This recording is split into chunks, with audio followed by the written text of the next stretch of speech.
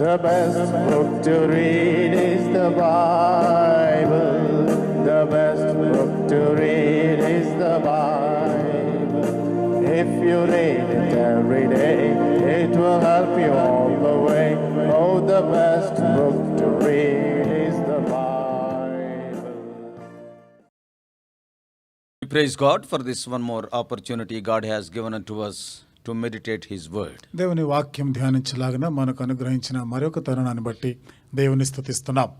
As we read the word of God and as we are leading our lives in this world, we will be having some valid questions. దేవుని వాక్యం చదువుతుండగా ఈ లోకంలో మన యాత్ర సాగిస్తున్న దినాల్లో మనకి కొన్ని రకాల ప్రశ్నలు ఎదురవుతూ ఉంటాయి, వాస్తవమైన ప్రశ్నలు. In our channel we are dealing some of such general questions. కాబట్టి మా ఛానల్లో ఇలాంటి సర్వసాధారణంగా అందరికీ వచ్చేటువంటి ప్రశ్నల గురించి ధ్యానం చేస్తున్నాం. And we have seen something like about Cain's wife.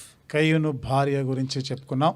And who was the king who knew not Joseph. యోసేపును ఎరుగని రాజు ఎవరో అది కూడా మనం చూసినాం. And some studies on Genesis 1st chapter, first verse. ఆదికాండం 1వ అధ్యాయం 1వ వచనం పైన కొన్ని ధ్యానాలను మనం కలిగి ఉన్నాం. And who created Satan. సాతానుని ఎవరు సృష్టించారు. Of course, these are all genuine questions. కాబట్టి ఇవన్నీ కూడా వాస్తవమైనటువంటి ప్రశ్నలే. Some of the people out of their own inquisitiveness to inquire, they will be asking these questions. మరి కొంతమంది ఇవి తెలుసుకోవాలనేటువంటి ఆశతో ఇలాంటి ప్రశ్నలు వేస్తూ ఉన్నారు. Today we are going to see one of such questions. అలాంటి ప్రశ్నల్లో ఒక ప్రశ్న గురించి నేటి దినాన్న మనం ధ్యానం చేస్తాం.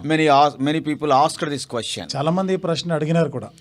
What is the future of those people who did not hear the gospel and died? మరి సువార్త వినకుండా చనిపోయిన వారి గతి ఏమవుతుంది? What happens to the people who never had the opportunity to hear the gospel? మరి అసలు సువార్త వినే అవకాశం కూడా దొరకని వారు చనిపోయిన తర్వాత వారి గతి ఏమిటి? How God is going to judge them? దేవుడు వారిని ఏ విధంగా తీర్పు తీర్చనే ఉన్నారు. They have never heard gospel in their life. వారి జీవిత కాలంలో ఎన్నడూ సువార్త విననే లేదు. Somebody was born in a forest. Nobody has gone to that place. He finished his course and he died. And how God is going to judge him? అడవి ప్రాంతంలో పుట్టాడు, అక్కడికి సువార్త అందలేదు, ఎవరు సువార్త ప్రకటించలేదు.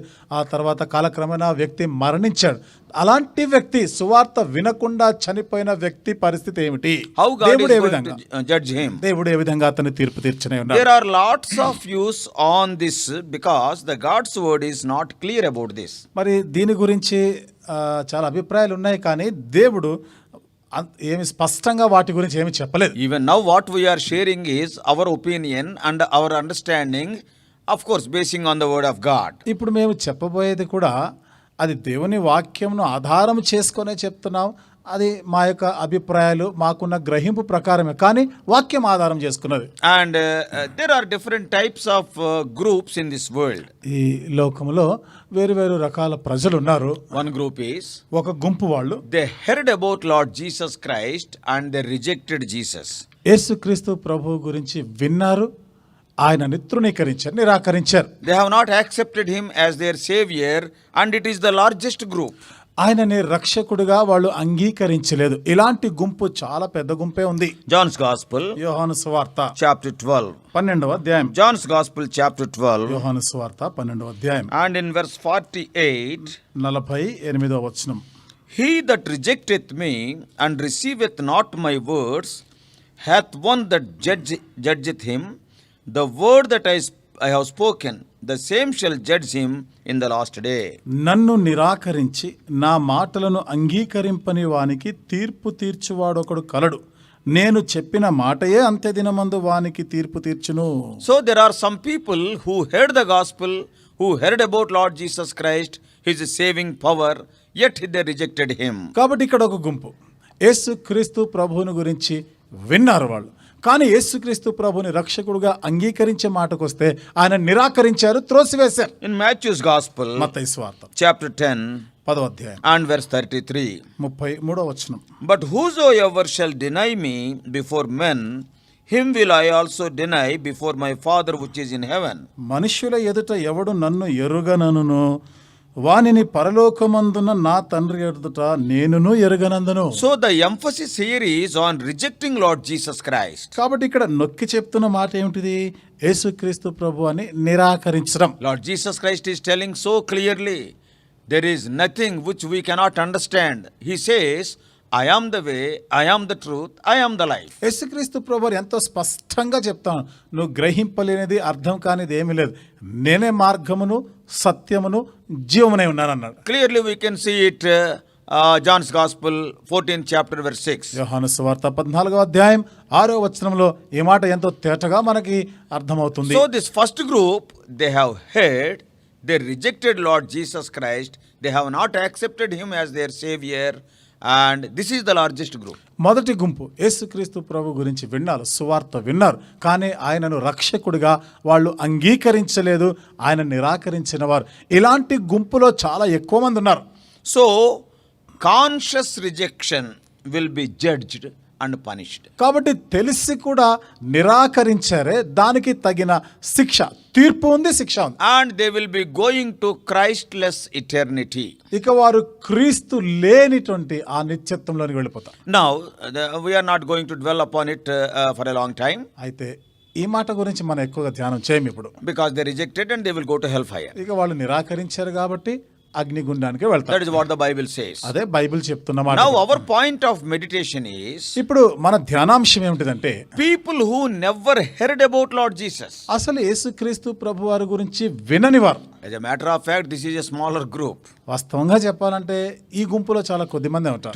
Today much gospel is preached everywhere, almost in every language, through different kind of media. నేటి దినాన్న ప్రపంచవ్యాప్తంగా ప్రతి మూలన కూడా వారి వారి భాషల్లోనికి ఎన్నో విధాలుగా సువార్త అందించబడుతూనే ఉంది. Especially during the year 2020, విశేషముగా 2020వ సంవత్సరంలో because of this contagion COVID-19, ఈ యొక్క COVID-19 అనేటువంటి అంటు వ్యాధిని బట్టి many people they have filled with the fear of this pandemic. అనేకులు చూడండి, ఈ యొక్క వ్యాధి ఏదైతే ఉందో, ఈ అంటువ్యాధి, దీనిని బట్టి ఎంత భయభ్రాంతులైపోతున్నారు. And when man is filled with fear, then the God consciousness will increase. మరి మనిషి ఎంత భయపడుతూ ఉండగా ఇక దేవుని గురించినటువంటి ఆలోచన పెరిగిపోతా ఉంది. And the human structure is like that. కాబట్టి మానవ నిర్మాణమే అలాగుంది కదా. As long as the days are all right, we will not think of God, we will not think of others. అంత బాగానే ఉన్నప్పుడు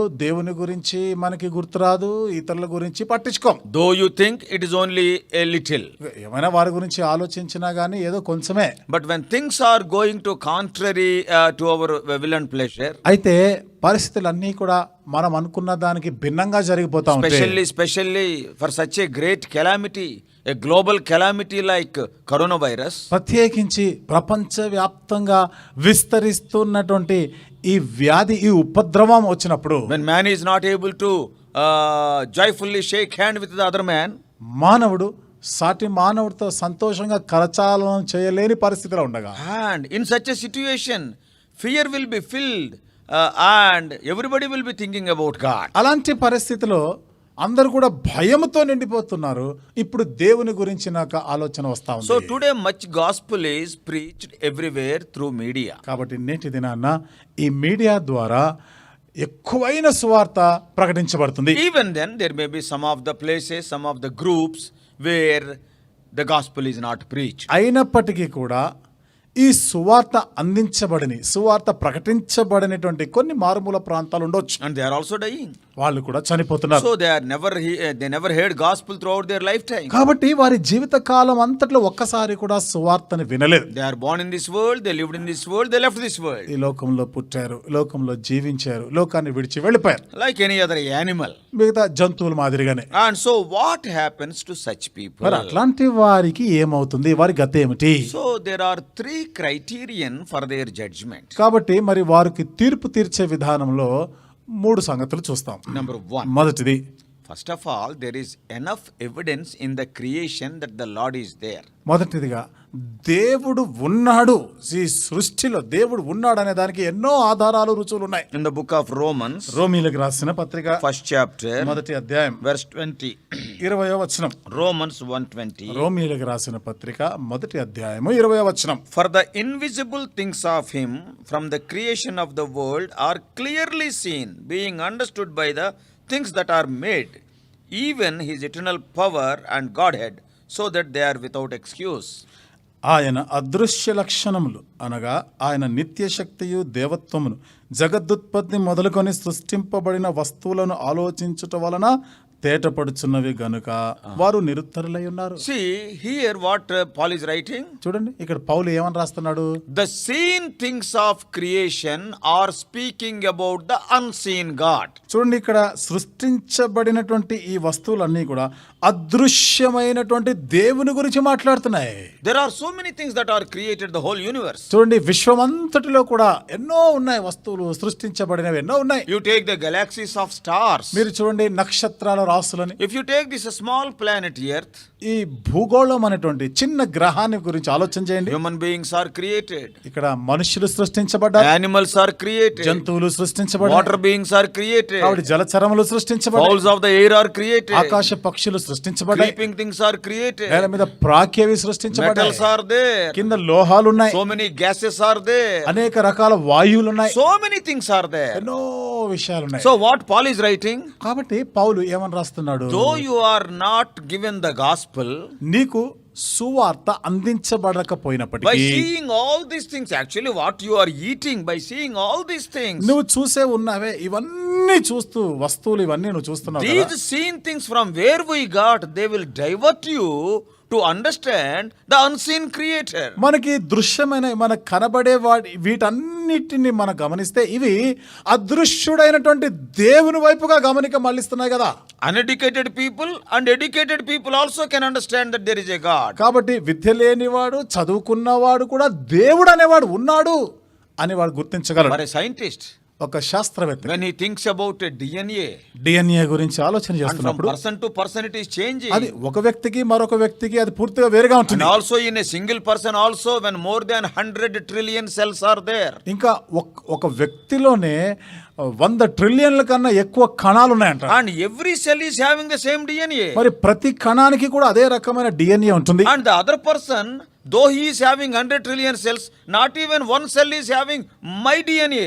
అదే ప్రక్కన ఉన్నటువంటి వ్యక్తి కూడా 100 ట్రిలియన్ల కణాలు ఉన్నప్పటికీ ఒక వ్యక్తికి ఒక్క కణము కూడా సరిపోదు, ఒకే రీతిగా ఉండవు. How is it possible? ఇది ఎలా సాధ్యమవుతుంది? And if you see the crystal particles of snow, మరి ఇంకా చూడండి ఈ మంచు కణాల్లో మీరు చూస్తే ఆ భాగాలను చూస్తే how the birds are flying, ఆ పక్షులు ఏ విధంగా ఎగురుతున్నాయి, and how many species of birds are there. ఎన్ని జాతుల పక్షులు ఉన్నాయి. When we see the different kinds of animals, వేరు వేరు రకాల జంతువులను మనం చూస్తే even the educated people, by seeing this seen things, they have to understand there is a creator behind all these things. చదువుకున్న వాళ్ళు కూడా ఈ దృశ్యమైనవి కనబడేటువంటి వస్తువులు వీటన్నిటిని మనం చూసినప్పుడు, జీవం గల వాటిని చూసినప్పుడు ఒక దేవుడు ఉన్నాడు, అదృశ్యుడైన దేవుడు ఉన్నాడని గ్రహించగలరు. There is a God. దేవుడు అనేవాడు ఉన్నాడు. And then you have to search who is the right God. అప్పుడు ఈ నిజమైన దేవుడు ఎవరా అని నువ్వు పరిశోధన చేయాలి. And even the uneducated people, మరి చదువు లేని వారు కూడా yes, by seeing the things around them, వారి చుట్టూ ఉన్నటువంటి ఈ వస్తువులను చూసినప్పుడు oh, then they have to understand. వాళ్ళు కూడా గ్రహించాలి. That's why Paul is writing, the seen things are the evidence of the unseen God. అందుకనే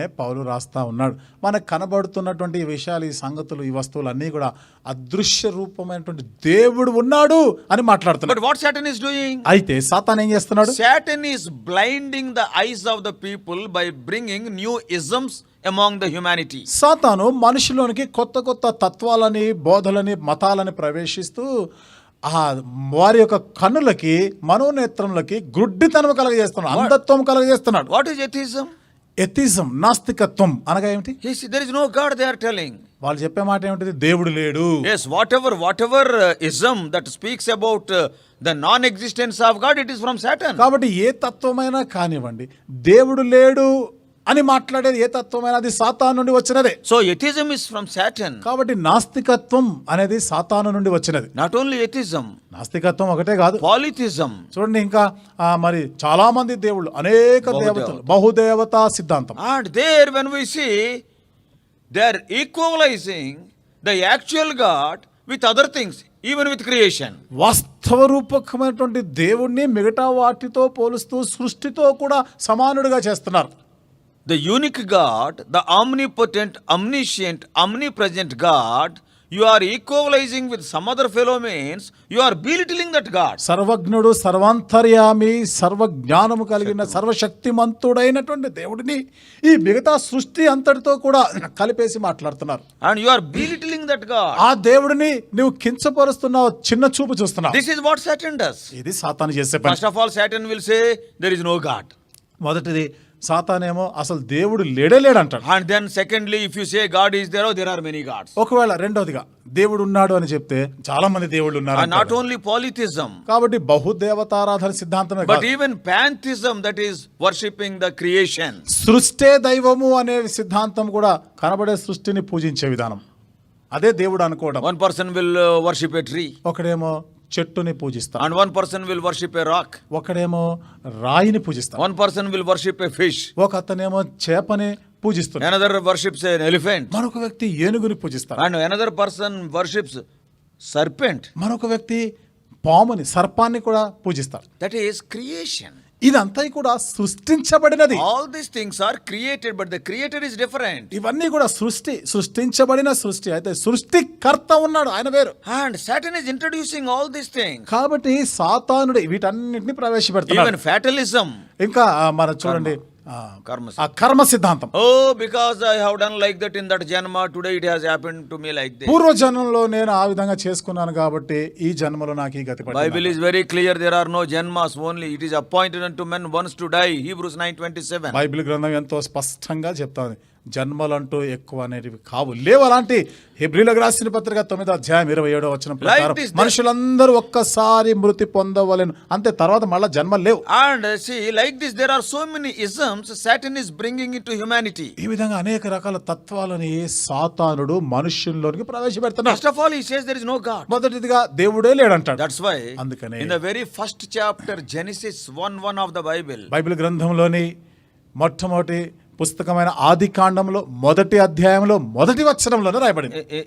in the first chapter, మొదటి అధ్యాయంలోనే there are రాయబడిన మాట. 31 verses. చూడండి, 31 వచనాలు ఉన్నాయి. Though 31 verses are there, more than 31 times the word God is there. 31 వచనాల్లో 31 కన్నా ఎక్కువ సార్లు దేవుడు అనే మాట ప్రస్తావనకు Because వచ్చింది. God knows very well Satan is going to put this type of ism among the humanity. ఎందుకనగా సాతానుడు మానవునిలో ఇలాంటి తత్వాలన్నిటి కూడా ప్రవేశపెడతాడన్న సంగతి దేవునికి ముందుగానే తెలుసు. That's why in the very first chapter, more than the number of verses, the word God is there. అందుకని మొట్టమొదటి అధ్యాయంలోనే వచనాల కన్నా ఎక్కువ సార్లు దేవుడు అనే మాటని రాయించాడు. So those people, though they have not heard the gospel, the creation itself is speaking about God. కాబట్టి మరి సువార్త వినని వారి, ఒక్కసారి కూడా సువార్త వినని వారి మాటకొస్తే, ఈ కనబడుతున్న సృష్టిని చూస్తే దేవుడు ఉన్నాడు, సృష్టికర్త ఉన్నాడు అనేది అర్థమవుతుంది. Not only Paul in Romans 1st chapter, మరి రోమిలకు రాసిన పత్రిక మొదటి అధ్యాయంలో పౌలు మాత్రమే కాకుండా even David also in 19th Psalm, మరి 19వ కీర్తనలో దావీదు కూడా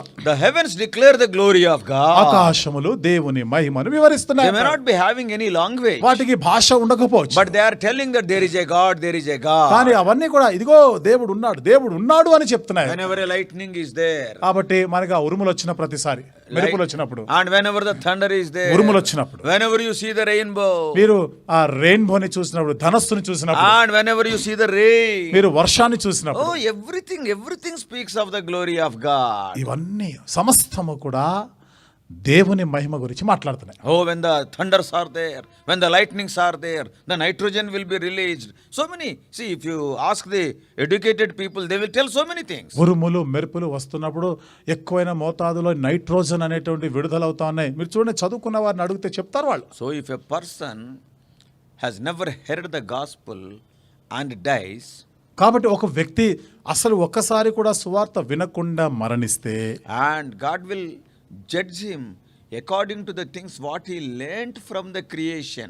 దేవుడు ఆ వ్యక్తి సృష్టి నుండి విని నేర్చుకున్న వాటిని బట్టి తీర్పు తీర్చనే ఉన్నాడు. When there is so much evidence in the creation, why you have not believed in the creator? సృష్టిని చూస్తే ఎన్నో ఆధారాలు, రుజువులు కనబడుతుండగా ఆ సృష్టికర్త యందు నువ్వు ఎందుకు విశ్వాసం ఉంచలేదు అని And the అడుగుతాడు. second criterion, ఇప్పుడు రెండో విషయాన్ని మనం చూస్తాం. the conscience within us is a reminder of God's existence. మనలో ఉన్న మనస్సాక్షి ఏదైతే ఉందో దేవుడు ఉన్నాడు అని అవి చెప్తా ఉంటుంది. Book of Romans, రోమీయులకు రాసిన పత్రిక chapter 2, 2వ అధ్యాయం verse 15. 15వ వచనం. Which shew the work of the law written in their hearts, their conscience also bearing witness, and their thoughts the mean, while accusing or else excusing one another.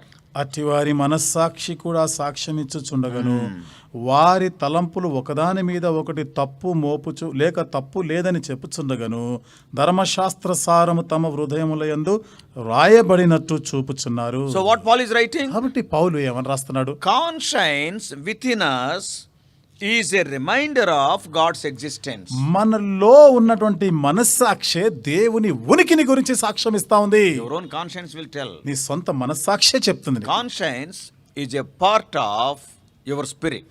మనస్సాక్షి అనేది ఆత్మలో, నీలో ఉన్న ఆత్మలోని ఒక భాగం. We all know spirit is God conscious. మనందరూ తెలుసు కదా, ఈ ఆత్మ దేవుని యొక్క స్పర్శలో So ఉంటుంది. what the conscience is telling? కాబట్టి ఇప్పుడు మనస్సాక్షి ఏమని చెప్తుంది? Conscience is witnessing that there is a ఈ God. మనస్సాక్షి దేవుడు ఉన్నాడు అని సాక్ష్యం ఇస్తుంది. Even Gentiles also. అన్యజనులు సైతం, We all know, though they don't know God, మనకు తెలుసు కదా, వాళ్ళు దేవుని ఎరగనప్పటికీ instinctively they do good things because of their conscience. నుండి వారి యొక్క మనస్సాక్షిని బట్టి వారు మరి దాన ధర్మాలు లేదా మంచి పనులు పుణ్యకార్యాలు చేస్తుంటారు. They do not know the word of God. దేవుని వాక్యము వాళ్ళకి తెలియదు, ఎరగరు వాళ్ళు. But many of the things what they do, they are in line with the word of God. అయితే వారు చేస్తూ ఉన్నటువంటి అనేకమైనటువంటి పనుల్లో మనం చూస్తే ఆ దైవికమైనటువంటి ఆ విధానంలో జరుగుతున్నట్టు కనబడుతుంది. Hey, suppose a beggar is there. ఉదాహరణ, భిక్షగాడు ఉన్నాడు, They will help the poor people. పేదవాళ్ళకి సహాయం చేస్తారు. Though it is written in the Bible, but they never read the Bible. ఆ మాటలు బైబిల్లో రాయబడి ఉన్నప్పటికీ కూడా అది వాళ్ళకి తెలియదు, వాళ్ళు చదవలేదు. They also will tell that lying is sin. కాబట్టి వాళ్ళు చెప్పే మాట కూడా అదే, అబద్ధం ఆడడం పాపం అంటారు. And killing is sin. కాబట్టి హత్య చేయడం పాపము. Who are telling them? అది ఎవరు చెప్తున్నారు వాళ్ళకి? Yes, their own conscience. వాళ్ళ సొంత మనస్సాక్షి బోధిస్తుంది వాళ్ళకి. Even a little child, చిన్న బిడ్డ కూడా, yes, when that little child commits some mistake, ఆ చిన్న బిడ్డ తప్పు పొరపాటు చేసినప్పుడు, suppose if that little child breaks a glass in your house, ఆ చిన్న బిడ్డ నీ ఇంట్లో ఒక గ్లాస్ పగలగొట్టింది అనుకోండి, immediately you see the face వెంటనే చూడండి, ఆ ముఖం చూడండి ఎలా ఉంటుందో. and she starts crying. ఆ బిడ్డ ఏడుస్తూ ఉంటాడు. Why? ఎందుకు? Manasakshi, that is the conscience, is telling that you have done wrong thing, you have done wrong thing. లోపల ఉన్నటువంటి మనస్సాక్షి ఇదిగో నువ్వు తప్పు చేసావు అని జ్ఞాపకం చేస్తా ఉంటాడు. So not only the creation, the conscience within us is a reminder of the existence of God. కాబట్టి సృష్టి మాత్రమే కాకుండా మనలో ఉన్న మనస్సాక్షి కూడా ఇదిగో దేవుడు ఉన్నాడు అనే దేవుని ఉనికిని గురించి సాక్ష్యం ఇస్తుంది. Have you got your oxygen to breathe? చూడండి, మరి నీవు పీల్చుకోవడానికి నీకు ఈ ఆక్సిజన్ ఉందిగా. Why so many things God has given? ఇన్ని విషయాలు దేవుడు ఎందుకు ఇచ్చాడు? How your conscience will be telling. మనస్సాక్షి నీకు చెప్తా ఉంటుంది, God is there. దేవుడు ఉన్నాడు, God is there. దేవుడు ఉన్నాడు. That's why on the day of judgment, అందుకనే తీర్పు దినాన్న our conscience also will speak. మన మనస్సాక్షి కూడా మాట్లాడనై ఉంది. In the same Romans chapter 2, అక్కడే రోమీయులకు రాసిన పత్రిక 2వ అధ్యాయంలోనే and in verse 16, 16వ వచనంలో, in the day when God shall judge the secrets of men by Jesus Christ, according to my gospel, in 15, conscience also bears a witness. చూడండి, దేవుడు నా సువార్త ప్రకారము యేసుక్రీస్తు ద్వారా మనుష్యుల రహస్యములను విమర్శించు దినమందు ఇలాగు జరుగును అనగా మనస్సాక్షి అక్కడ సాక్ష్యం In ఇస్తుంది. verse 15, that Manasakshi is giving the witness. ఆ మాట కదా, అదే 15వ వచనంలో మనస్సాక్షి సాక్ష్యం ఇస్తాంది వీటి గురించి. When the Lord is going to judge the people regarding our deeds, కాబట్టి దేవుడు మన క్రియలను అనుసరించి తీర్పు తీర్చినప్పుడు, and about the secrets of men, మనుషుల యొక్క రహస్యముల గురించి విమర్శించినప్పుడు, you may say, నువ్వు అనొచ్చు, I do not know this, it is wrong. అయ్యో ఇది తప్పు అని నాకు తెలియలేదు. Then who will witness? అప్పుడు ఎవరు సాక్ష్యం ఇస్తారంట? Your own conscience. నీ సొంత మనస్సాక్షి చెప్తుంది, I told him that it is wrong. అది తప్పు అని నేను చెప్పాను. So your own conscience will stand against you on the day of judgment. కాబట్టి విమర్శ దినాన్న, తీర్పు దినాన్న నీ సొంత మనస్సాక్షి వచ్చి సాక్ష్యం చెప్తుంది, గుర్తుపెట్టుకో. So though you have not heard the gospel, కాబట్టి నీవు సువార్త వినకపోయినప్పటికీ God is not going to give you a second life, whether you accept or reject the gospel.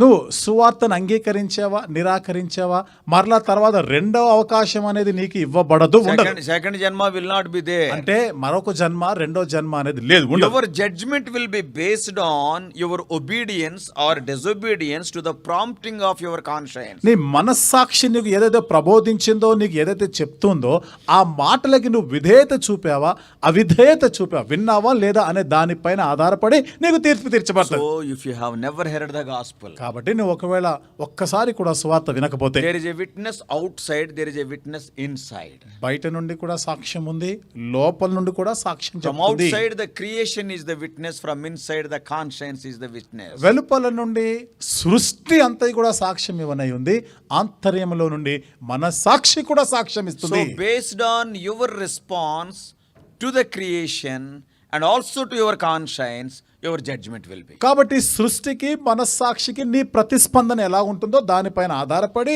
తీర్పు తీర్చబడుతుంది. And another thing is, మరొక సంగతి in general in the book of Revelation, సాధారణంగా సర్వసాధారణంగా వచ్చేది ఇది ప్రకటన గ్రంథంలో chapter 20 20వ అధ్యాయం and verse 12. 12వ వచనం. And I saw the dead, small and great, stand before God, and the books were opened, and another book was opened, which is the book of life. And the dead were judged out of those things which were written in the books according to their works. మరియు గొప్పవారేమి కొద్దివారేమి మృతులైన వారందరూ ఆ సింహాసనం ఎదుట నిలబడి ఉన్నట్టు చూచితిని. అప్పుడు గ్రంథములు విప్పబడెను, మరియు జీవ గ్రంథమును వేరొక గ్రంథము విప్పబడెను. ఆ గ్రంథముల యందు రాయబడి ఉన్న వాటిని బట్టి తమ క్రియల చొప్పున మృతులు తీర్పు పొందిరి. So what are you doing? That is also very important. నువ్వు చేసేదంతా అది కూడా చాలా ప్రాముఖ్యం, గుర్తుపెట్టుకోవాలి. Ask a thief, ఓ దొంగని అడగండి, are you doing the right thing or wrong thing? నువ్వు చేసేది మంచి పనేనా చెడ్డ పనా? He will say it is wrong. వాడు అంటాడు ఇది తప్పే అంటాడు. Later he may give an explanation why he is doing that. ఆ తర్వాత అసలు ఎందుకు చేయవలసి వచ్చిందో వివరణ ఇస్తాడు, అది వేరే విషయం. But in the beginning he will say it is wrong. కానీ ఆరంభంలో ఏమంటాడు, అది తప్పే అంటాడు. Based on your works. కాబట్టి నీ క్రియల చొప్పున. Even in hell, చూడండి, ఇంకా నరకములో కూడా I want to bring to your notice, there are different levels of punishment. మీ గమనికగా నేను తీసుకొని రావాలనుకుంటున్నటువంటి మరొక ప్రాముఖ్యమైన విషయం, తీర్పు తీర్చబడి లేదా శిక్షకు కూడా వేరు వేరు స్థాయిలో నీకు శిక్ష ఉంటుంది. In heaven, పరలోకంలో there are different levels of glory based on your life on the earth. నీవు భూమి మీద ఏ విధంగా జీవించావో ఆ జీవితాన్ని బట్టి వేరు వేరు స్థాయిలో అక్కడ నీకు బహుమానాలు ఉండబోతున్నాయి, నిన్ను మెచ్చుకుంటాడు. That is in 1 Corinthians 15th chapter. కొరింథీయులకు రాసిన మొదటి పత్రిక 15వ అధ్యాయంలో ఆ మాట ఉంది. Yeah, the glory of sun is different, the glory of the moon is different, the glory of one star differs from the other, and the resurrection of the saints will be like that. సూర్యుని మహిమ వేరు, చంద్రుని మహిమ వేరు, ఒక నక్షత్రానికి మరొక నక్షత్రంకు ఉన్న మహిమ వేరు, అలాగే మృతుల పునరుత్థానం కూడా ఉండును. So when you and I, when you are risen again, అలాగే నీవు నేను కూడా మనం పునరుత్థానులైనప్పుడు some people will have the glory like the sun. కొంతమందికి సూర్యునికి ఉండేటువంటి మహిమ ఉంటుంది. Some people will have the glory like the moon, not that much glory like the sun. కొంతమందికి చంద్రునికి ఉన్నంత మహిమ అంటే సూర్యునికి ఉన్నంతగా ఉండదు, తక్కువ స్థాయిలో ఉంటుంది. Each star is having its own glory. అలాగే ఒక్కొక్క నక్షత్రానికి వాటి వాటి వైభవం, వాటి మహిమ ఉంది. Why so? ఎందుకు ఆ విధంగా? Because based on our deeds. ఎందుకనగా అది మన క్రియలపై ఆధారపడి ఉంటుంది. Suppose two people are born again. ఉదాహరణకి ఇద్దరు తిరిగి జన్మించారు అనుకో. And one person day and night worked for the Lord. ఒక వ్యక్తి దివారాత్రులు దేవుని కొరకు ప్రయాసపడ్డాడు. And the other person, though he is born again, he is busy with the worldly things now. And then he was going to the house of God and praying and doing the work of God. మరొక వ్యక్తి కూడా తిరిగి జన్మించిన వాడే, అయితే ఏదో అప్పుడప్పుడు మందిరానికి రావడం పోవడము అంతగా ప్రభు కొరకు ప్రయాసపడింది ఏమీ లేదు. Another person day and night gave the utmost priority God and God's work. మరొక వ్యక్తి అయితే దివారాత్రులు ప్రయాసపడుతున్నాడు, అసలు దేవుని పని, దేవుని సేవ అంటే ప్రాధాన్యత ఇస్తున్నాడు, ప్రాముఖ్యత ఇచ్చి ప్రథమ స్థానం ఇచ్చి పని చేస్తాడు. Both are Christians. మరి ఇద్దరు క్రైస్తవులే, Both are born again. ఇద్దరు తిరిగి జన్మించిన Both వారే, lived. ఇద్దరు కూడా జీవించి Both died. ఇద్దరు కూడా చనిపోయారు. But if God gives the same glory to both of them, God will be treated as unjust judge. అయితే దేవుడు ఈ ఇద్దరికి కూడా ఒకే రకమైనటువంటి బహుమానం ఇస్తే ఒకే రకమైన మహిమని ఇచ్చాడు అనుకోండి, అప్పుడు దేవుడు అన్యాయస్తుడు అని చెప్పుకోవాల్సి వస్తుంది. And we all know God is not unjust. మరి మనందరూ తెలుసు కదా, దేవుడు అన్యాయస్తుడు కానే He is a కాదు. just God. ఆయన న్యాయవంతుడైన He is a దేవుడు. holy and righteous God. ఆయన పరిశుద్ధుడు, ఆయన నీతిమంతుడైన దేవుడు. He will never pass unjust judgment. ఎన్నడూ కూడా అన్యాయపు తీర్పు ఆయన తీర్చడు. The one who worked more will have more glory. The one who lived a casual Christian life, he will have lesser glory. ఎక్కువ ప్రయాసపడిన వాడికి ఎక్కువైన మహిమ లభిస్తుంది. ఏదో సాదాసీదా జీవితం జీవించిన వాడి మహిమ ఆ స్థాయిలోనే ఉంటుంది. Yes, a bed lamp will not have that much glory like a halogen lamp. చూడండి, ఒక గుడ్డు దీపం లాంటి బెడ్ ల్యాంప్ ఉంటదే, హైలోజన్ ల్యాంప్ కున్నంత ప్రకాశం ఆ వెలుగు ఉండదు కదా Both దానికి. are lights only. ఈ రెండిటిని కూడా లైటే అంటాం. Sun is light and moon is also light. ఇక్కడ చూడండి, సూర్యుడు కూడా ఒక వెలుగే, అలాగే చంద్రుడు కూడా ఒక వెలుగు ఇచ్చేవాడు. So in resurrection, the saints will have different glory. కాబట్టి పునరుత్థానంలో పరిశుద్ధులకి వేరు వేరు స్థాయిలో మహిమ ఉండబోతుంది. In a similar way, అదే రీతిగా in hell also different levels of punishment will be there. నరకములో కూడా వేరు వేరు స్థాయిలో శిక్ష ఉండబోతుంది. When you see Luke's gospel, లూకాసు వార్తలు గమనించినట్లయితే, Luke's gospel chapter 12 లూకాసు వార్త 12వ అధ్యాయం and verse 47. 47వ వచనం, What is written there? ఇక్కడ ఏమని రాయబడింది? And the servant which knew his Lord's will and prepared not himself, neither did according to his will, shall be beaten with many stripes. తన యజమానుని చిత్తమెరిగియుండియు సిద్ధపడక అతని చిత్తము చొప్పున జరిగింపక ఉండు దాసునికి అనేకమైన దెబ్బలు తగులును. A servant who knew master's will but did not do it. కాబట్టి చూడండి, ఈ పనివాడు తన యజమాను యొక్క చిత్తం ఎరిగియుండి కూడా ఆ ప్రకారం ఆ దాసుడు పని చేయలేదు, సిద్ధపడలేదు. So many stripes. కాబట్టి అనేకమైన దెబ్బలు And in తగులును. the very next verse, ఆ తర్వాతి వచనంలోనే verse 48, 48వ వచనం, but he that knew not and did commit things worthy of stripes shall be beaten with few stripes. అయితే తెలియక దెబ్బలకు తగిన పనులు చేసిన వానికి కొద్ది దెబ్బలే తగులు. Next case is less lashes. తర్వాత ఏ స్థానం అది? తక్కువ దెబ్బలు తింటున్నాడు. The first one who knew the will of the master and has not followed it. మొదటివాడు యజమానుని చిత్తం ఎరిగి ఉండి కూడా వాటి ప్రకారం చేయలేదు, Many lashes. కాబట్టి ఎక్కువైన దెబ్బలు తగిలి. And the second one, he doesn't know the will of God. He has never heard the gospel. రెండవ వానికి ఆ యజమానుని చిత్తం తెలియదు, అనగా సువార్త వినలేదు అనుకోండి. And so the first one is heard the gospel and rejected. మొదటివాడు సువార్త వినియు నిరాకరించిన He వాడు. knew the will of the Father. తండ్రి చిత్తం ఏమిటిదో తెలుసు The will అతనికి. of the Father is his salvation. తండ్రి యొక్క చిత్తం ఏమిటిది? ఇతడు రక్షింపబడాలి. And he rejected it. మరి దాన్ని తృణీకరించాడు. Many stripes. అనేకమైన దెబ్బలు తగులును. And the other person who never knew about God, మరొక వ్యక్తి అసలు దేవుని గురించి నా జ్ఞానము ఎరుక లేదు అతనికి. it is written that few stripes. అతని గురించి ఏం రాయబడింది? కొద్ది దెబ్బలు తగులును. So like this, there are different types of degrees of punishment also, as different types of glory is there for the saints. ఏ విధంగా అయితే పరిశుద్ధులకి వేరు వేరు స్థాయిలో మహిమ ఉండబోతుందో, నరకములో శిక్ష కూడా వేరు వేరు స్థాయిలో ఉండబోతుంది. So you and I must know these things. కాబట్టి నేను ఈ సంగతులు మనం తెలుసుకోవాలి. And another important thing ఇక is, మరొక ప్రాముఖ్యమైన సంగతి, there are some people in this world who are unable to hear the gospel. They cannot understand. ఈ లోకంలో మరికొంతమంది అదొక గుంపు, వాళ్ళు సువార్త వినలేరు. వాళ్ళకి శక్తి లేదా వినే శక్తి. In that, two groups are there. ఇందులో రెండు గుంపులు వాళ్ళు ఉన్నారు. One is ఒకటేమో babies. పసిపిల్లలు. Till the day of accountability, they do not know what is right or wrong. What is the age of accountability? Maybe 9 or 10 years. మంచి చెడ్డలు ఆ తెలివి అది వాళ్ళకి రావడం అనగా 9-10 సంవత్సరాల వయసు వచ్చినప్పుడు తెలుస్తుంది వాళ్ళకి. Till that time, whatever you tell them, it is only a play. అంతవరకు కూడా నువ్వు ఏం చెప్పినా గానీ ఏదో ఆటలాడుకున్నట్టే ఉంటుంది. Oh, if you tell a story, a sorrowful story, they will weep. A joyful story, they will laugh. కాబట్టి నువ్వు ఒక బాధతో కూడినటువంటి ఒక కథలాగా చెప్పావంటే వాళ్ళు బాధపడతారు, ఏడుస్తారు. కొంచెం హాస్యభరితమైన చెప్పావనుకో నవ్వుతారు, అంతే. And immediately they will forget it. తర్వాత వెంటనే మర్చిపోతారు కూడా. They do not know what is good and what is bad. ఏది మంచి ఏది చెడ్డది వాళ్ళకి తెలియదు. I am talking about a moral life. కాబట్టి నేను ఒక నీతి జీవితం, నైతికమైన జీవితం గురించి Which is మాట్లాడుతున్నాను. righteous, which is not righteous. ఏది నీతితో కూడినది, ఏది దుర్నీతితో కూడినది, They do not know. అది వాళ్ళకి తెలియదు. So this is one cadre of people who are unable to understand the gospel. కాబట్టి సువార్తను అర్థం చేసుకోలేని గుంపులో ఇదొకటి. And second group ఇక is రెండవ గుంపు వాళ్ళు they are mentally challenged people. చూడండి, వీరు మానసికమైనటువంటి వ్యాధిగ్రస్తులు వాళ్ళు. They are physically they are sick and mentally also they are sick. భౌతికంగా కూడా అనారోగ్యంగా ఉన్న వాళ్ళే, అలాగే మానసికంగా కూడా జబ్బు చేసిన వాళ్ళు. Both of these types, మరి ఈ రెండు రకాల వాళ్ళు కూడా they cannot see the creation. వాళ్ళు సృష్టిని చూడలేరు.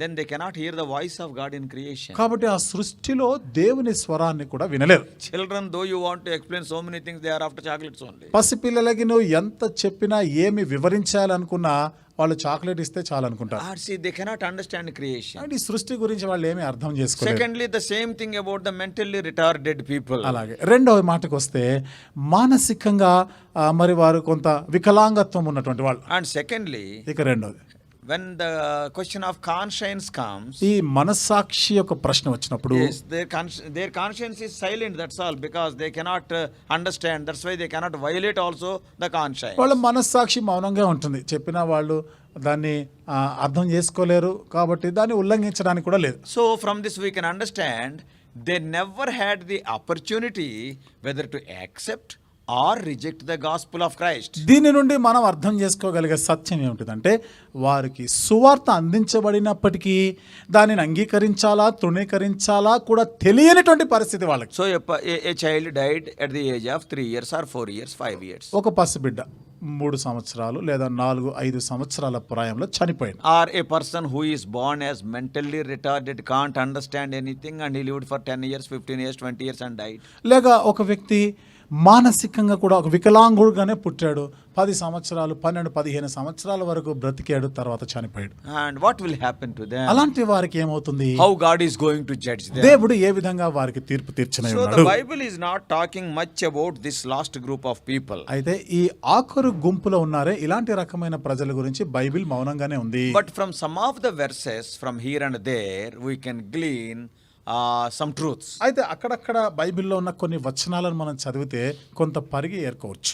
And we know about David and Bathsheba. దావీదు బత్షెబాల గురించి మనకు తెలుసు కదా.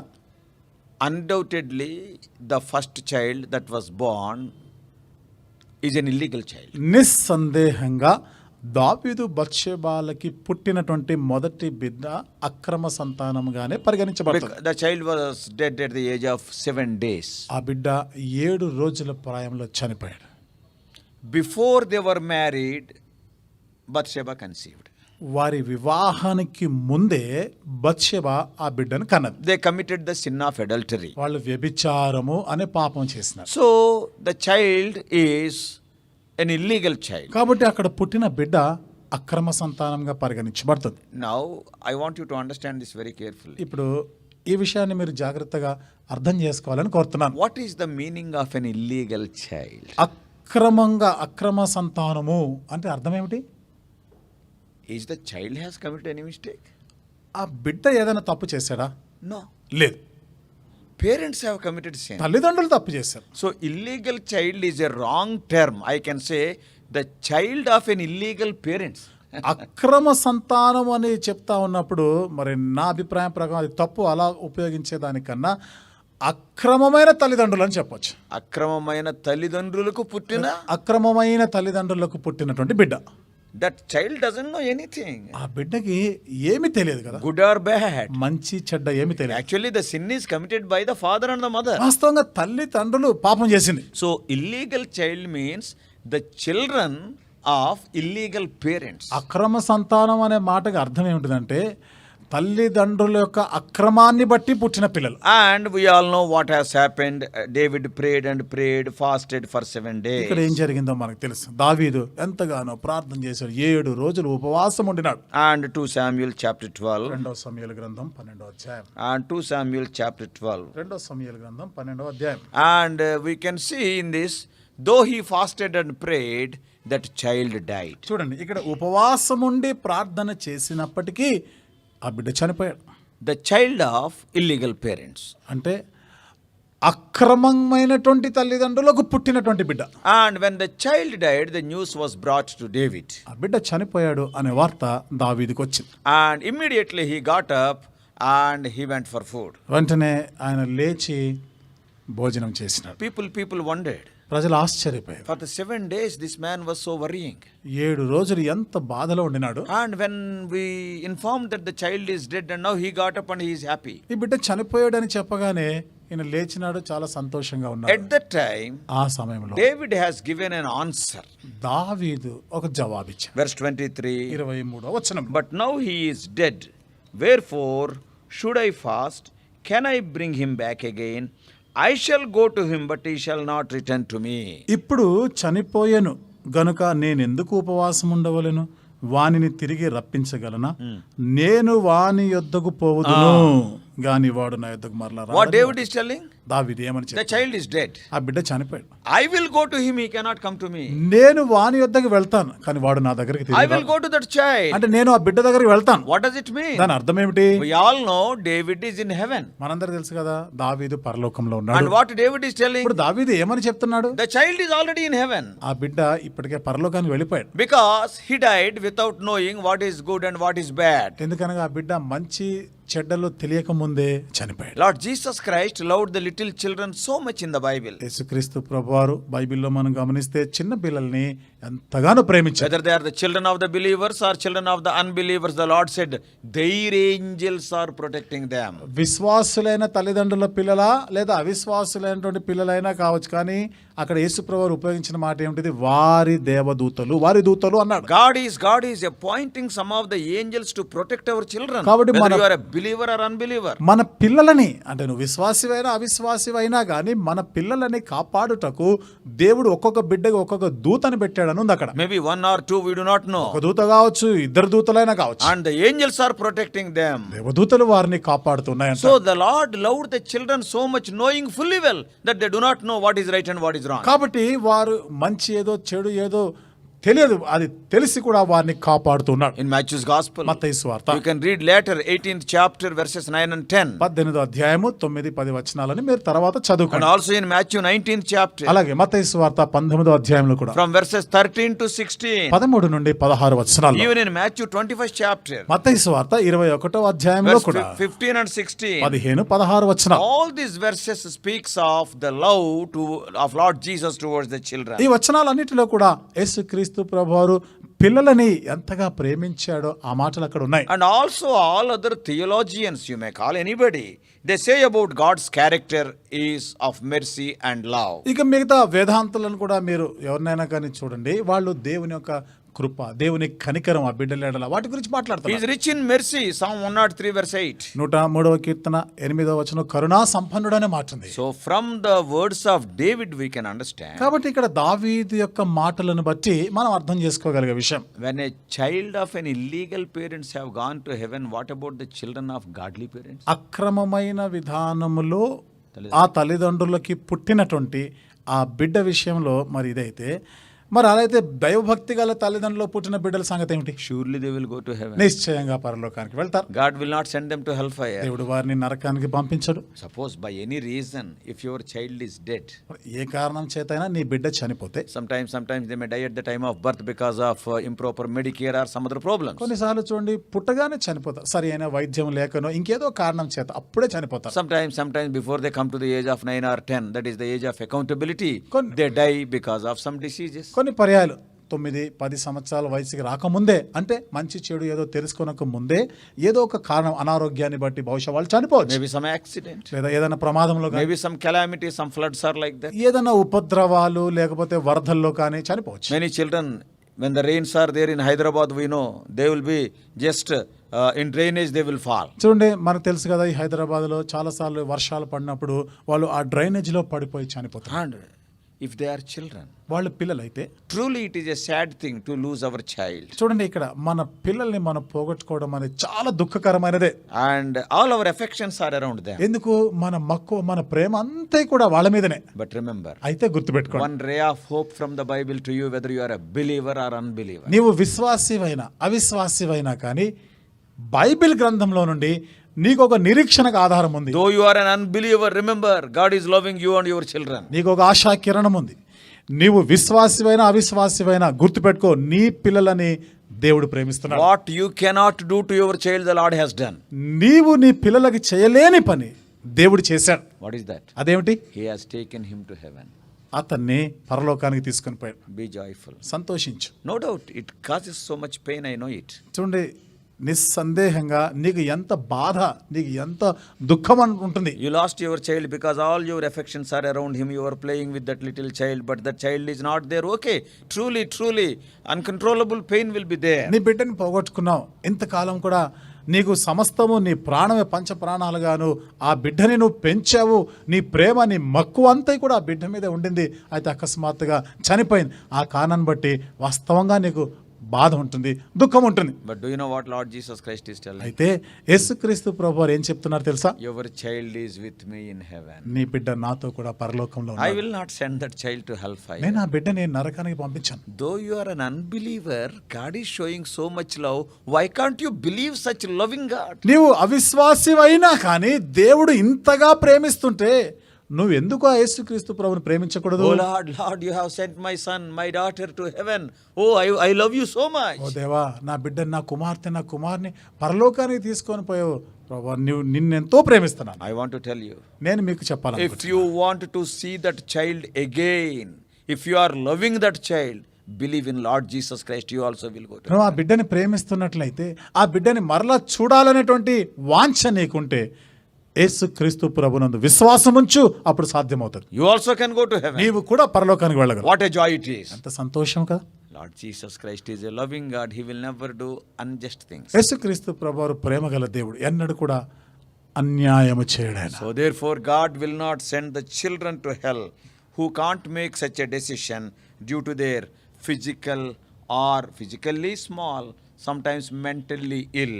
కాబట్టి అలాంటి చిన్నపిల్లలు అంటే శారీరకంగా, మానసికంగా వికలాంగత్వంలో ఉన్నటువంటి వారిని ఆయన నరకానికి పంపించడు, ఆయన పరలోకానికి తీసుకొని He వెళ్తాడు. is a just God. ఆయన నీతిమంతుడు, న్యాయవంతుడైన దేవుడు. All his judgments are just. ఆయన న్యాయములన్నీ కూడా అవి నీతి న్యాయములతో కూడినవి. Of course, we cannot understand many of the decisions God makes because our knowledge is limited. అనేకమైనటువంటి దేవుని యొక్క దైవ నిర్ణయాలు మనం అర్థం చేసుకోలేము. ఎందుకు?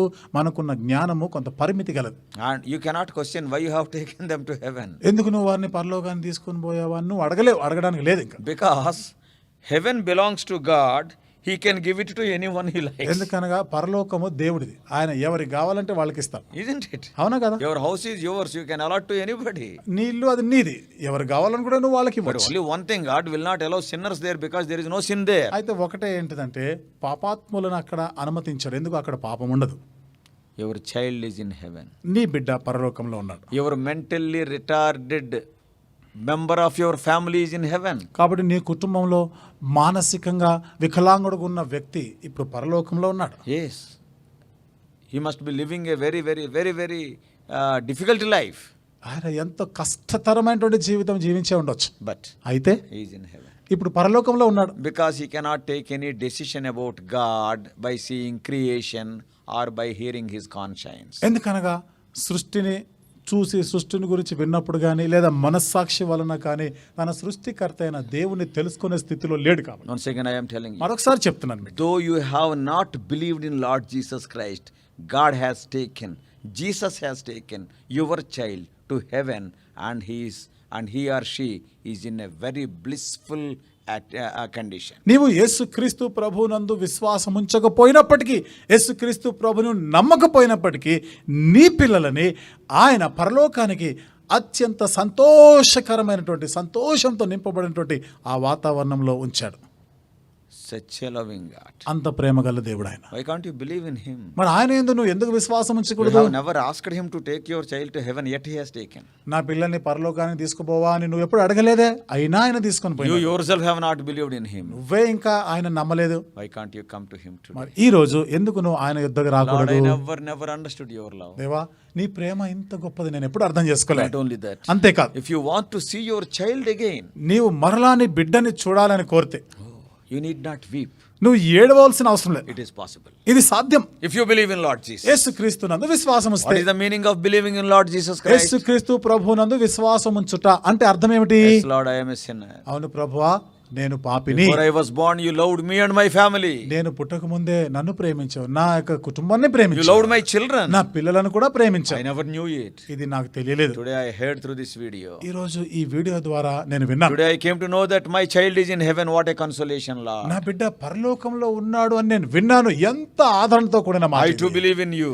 నేను కూడా నీ యందు విశ్వాసం ఉంచుతున్నాను. Forgive me of my sins. నా పాపములను క్షమించు. Wash me with your precious నీ యొక్క blood. ప్రశస్తమైన రక్తంతో నన్ను కడుగుము. Can you say like ఆ that? విధంగా నువ్వు చెప్పగలవా? If you say like that, ఒకవేళ నువ్వు ఆ విధంగా చెప్పగలిగితే what a wonderful day it will be. ఎంత అద్భుతమైన దినంగా ఉండబోతుంది ఈ You దినం. will go to heaven and you can see your children also in heaven. నీవు పరలోకానికి వెళ్తావు, పరలోకములో ఉన్న నీ పిల్లలను చూడగలవు, కలుసుకోగలవు వాళ్ళని. May God help you to take such a decision without further hardening your heart. ఇంకా నీ హృదయాన్ని కఠినం చేసుకోకుండా ఇప్పుడే ఈ క్షణమందే ఇలాంటి తీర్మానం చేసుకున్నట్టుకు దేవుడు నీకు సహాయం చేయనుగా. And Satan will come to you ఇక్కడ సాతాను కూడా వస్తాడు to మళ్ళీ. keep you away from God, to blind you of all these truths. ఈ సత్యాలన్నీ కూడా నిన్ను మరుగు చేసి దాని ఎడల గ్రుడ్డుతనం కలుగజేయడానికే సాతాను నీ పక్కనే ఉంటాడు. Atheism, నాస్తికత్వం, polytheism, బహుదేవతారాధన Pantheism, సిద్ధాంతం, సృష్టియే దైవమని, and fatalism, కర్మ సిద్ధాంతం, or Unitarianism, that is the God and the creation both are same. సృష్టి దైవం ఒకటే అని చెప్పే పద్ధతి. So ఆ many సిద్ధాంతం. isms Satan is bringing. అనేక రకాల తత్వాలన్నింటినీ కూడా సాతానుడు నీ మధ్యలోకి తెస్తాడు. God is not bringing so many isms. God's ism is only one thing: I love you. ఇలాంటి తత్వాలన్నీ దేవుడు ఏమని తీసుకున్నాడు? ఒకటే అని చెప్పేది, నేను నిన్ను ప్రేమించుచున్నాను, I love your family. నీ కుటుంబాన్ని I ప్రేమిస్తున్నాను, love your children. నీ పిల్లలను ప్రేమిస్తున్నాను. Believe me, నా యందు విశ్వాసం I ఉంచు. will take you to my kingdom. నా రాజ్యానికి నేను తీసుకొని పోతా. Why can't you take such a decision? ఇలాంటి తీర్మానము ఎందుకు చేసుకోకూడదు? You need not pay anything for that. దీని కొరకు నువ్వు ఏమి చెల్లించవలసిన అవసరం లేదు. Pray wherever you are. ఉన్న పాటున ఎక్కడున్నా కానీ చిన్న ప్రార్థన చేస్తే చాలు. Tomorrow you cannot tell to the Lord that I have not heard the gospel, because today you are hearing. రేపటి దినాన్న దేవా నేను ఆ సువార్త వినలేదు అని నువ్వు చెప్పలేవు. ఎందుకు? ఇప్పుడు నువ్వు వింటున్నావు కదా. Take a decision. తీర్మానం తీసుకో. May God help you. దేవుడు నీకు సహాయం చేయనుగా. Let us pray. ప్రార్థన చేసుకుందాం. Let us pray. ప్రార్థన చేసుకుందాం. ప్రేమగల మా పరలోకపు తండ్రి, సువార్త వినని వారికి ఏమి జరగబోతుందో అనేటువంటి ప్రభా ఈ ప్రశ్నకి వాక్యం ఆధారం చేసుకొని ఎన్నో విషయాలు ప్రభా మరి మీరు మాకు బోధించారు. మీకు వందనాలు. ఎన్నో సత్యాలను ప్రభా మరి తెలుసుకోగలిగినాం. వింటూ ఉన్నటువంటి మా ప్రియులు, ఈ వీక్షిస్తున్న మా ప్రియులు కూడా ప్రభా మరి ఈ మాటలు స్పష్టంగా విన్నారు. వారి హృదయాల్లో ప్రభా మరి ఇది ఫలభరితంగా చేయమని ప్రార్థన చేస్తున్నాం. ఎవరైనా నిరాశలో దుఃఖంలో ఉంటే అలాంటి వారి కొరకు ఆదరణకరమైనటువంటి మాటల్ని మీరు వినిపించారు. ఈ గ్రంథము సత్యమైనది. ఈ గ్రంథములో నుండి సత్యాలు మీరు వినిపించారు కాబట్టి మీకు వందనములు, స్తోత్రములు చెల్లిస్తా ఉన్నాం.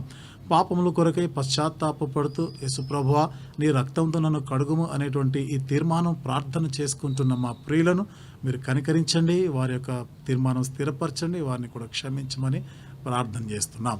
విత్తబడిన వాక్యమునకు నీరు కట్టండి ప్రభా. శత్రువు సాతానుడు ఎత్తుకొని పోకుండా మీ కంచె వేయండి. సాతానుడు ఈ ప్రజలని ప్రభా మభ్య పెట్టకుండా ఉండలాగిన మీ కృపను వారికి అనుగ్రహించమని ప్రార్థన చేస్తూ మహిమ, ఘనత, ప్రభావం మీకు ఆరోపిస్తూ మా ప్రభువును మా రక్షకుడైన యేసు నామములో ప్రార్థించి వేడుకుంటున్నాం తండ్రి. ఆమేన్. God bless you all. Please subscribe for more spiritual messages to the YouTube channel John Victor Telugu Messages.